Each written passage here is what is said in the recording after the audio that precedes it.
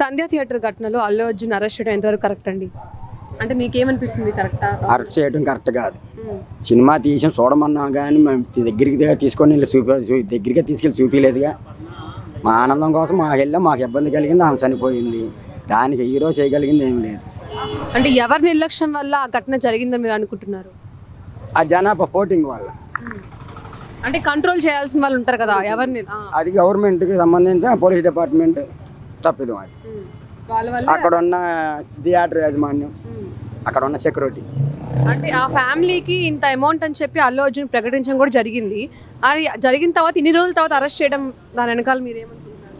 అది తప్పు, అలా చేయడం తప్పు. అయినా సానుభూతి పరంగా కోర్టుకి వెళ్ళినా దేనికి వెళ్ళినా బెయిలుగీలు పెట్టుకొని రాగల కెపాసిటీ ఉండి నేషనల్ వేట గ్రహీత అలాంటి అతను తన వల్ల తన అభిమాని చనిపోయిందని సానుభూతి కోసం ఇంత అమౌంట్ ప్రకటించినా కూడా అరెస్ట్ చేయడం అనేది ఖండించదగిన విషయం. మరి ఈ కేసు నుంచి ఆయన్ని బయటపడేయడానికి వాళ్ళ ఫ్యామిలీ మెంబర్స్, అంటే మెగా ఫ్యామిలీ మెంబర్స్ చిరంజీవి కానీ పవన్ కళ్యాణ్ కానీ ఎవరైనా సపోర్ట్ చేస్తారని మీరు అనుకుంటున్నారా? చేస్తారు.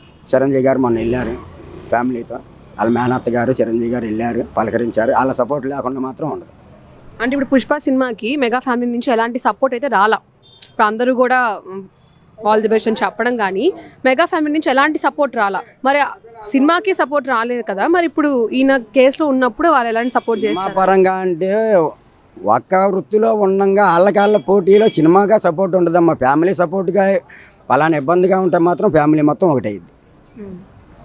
ఇది గ్యారెంటీ.